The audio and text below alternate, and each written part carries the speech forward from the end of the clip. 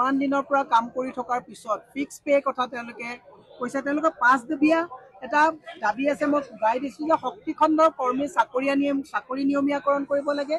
নিয়মীয়াকৰণ নোহোৱা পৰ্যন্ত সমকামৰ কাৰণে সমমৰ্যাদা তেওঁলোকক দিব লাগে।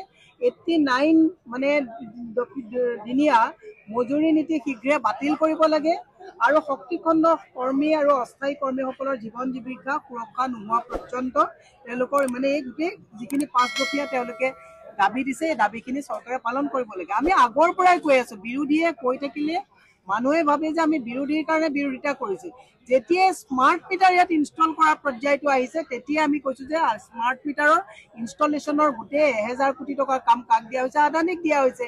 এডেও দুডেও লুটানিয়াৰ চেওকে এওঁলোকক আউটচোৰ্চ কৰি লাহে লাহে APDCLটো যদিও এতিয়া প্ৰফিটত আছে তেওঁলোকে প্ৰফিট নথকা দেখুৱাই এওঁলোকক ছাটাই কৰা এটা ষড়যন্ত্ৰত চৰকাৰ মানে নিমজ্জিত হৈছে। সেইকাৰণে আমি হিমন্ত বিশ্ব শৰ্মাক কৈছো, হিমন্ত বিশ্ব শৰ্মাই কৈছে যে অসমত প্ৰতিবাদ নাই। প্ৰত্যেক দিনাই স্বচ্ছলত প্ৰত্যেকটো সংগঠন প্ৰত্যেকটো সংস্থা অনুষ্ঠান সকলোৱে ইয়াত আজি প্ৰতিবাদ কৰি আছে। আমি হিমন্ত বিশ্ব শৰ্মাক কৈছো কাৰণ শক্তিমন্ত্ৰীকটো কৈ লাভেই নাই। এতিয়া এজন মন্ত্ৰীৰ চৰকাৰ চলি আছে, বেলেগ কাৰো কথা নুশুনে।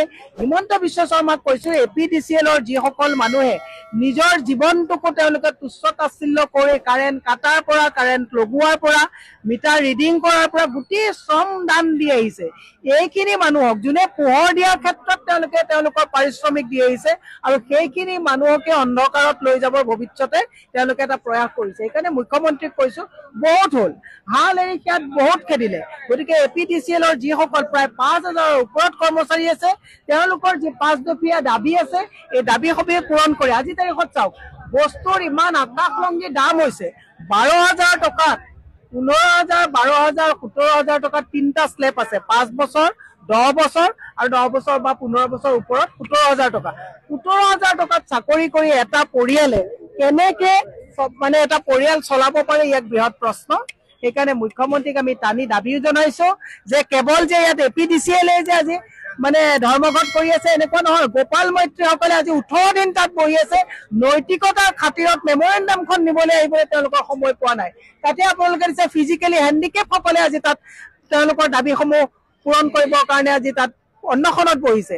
সেইকাৰণে মই হিমন্ত বিশ্ব শৰ্মাক কৈছো এডভান্টেজ আছাম মানে নৃত্য নাটিকা এইবিলাক ভাল হৈছে, আমি বেয়া পোৱা নাই।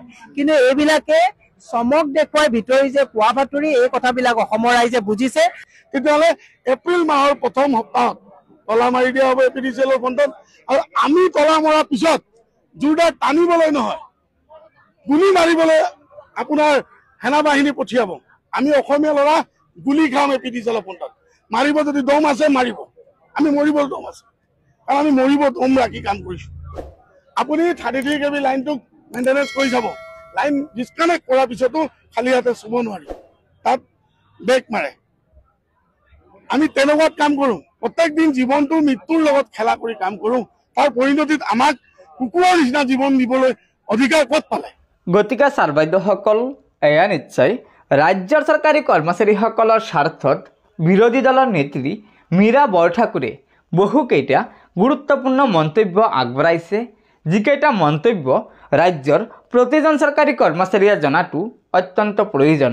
সেয়েহে লগৰ বন্ধুবৰ্গক এই ভিডিঅ'টো শ্বেয়াৰ কৰি আজিৰ এই গুৰুত্বপূৰ্ণ খবৰটো জনাই দিব আৰু নতুনকৈ অহা ছাৰ বাইদেউসকলে পৰৱৰ্তী সময়ত ৰাজ্যৰ চৰকাৰী কৰ্মচাৰীসকলৰ বিভিন্ন খবৰসমূহ পোনপ্ৰথমে পাবলৈ অনুগ্ৰহ কৰি আমাৰ এই চেনেলটো ছাবস্ক্ৰাইব কৰি ল'ব। ধন্যবাদ। জয় আই অসম।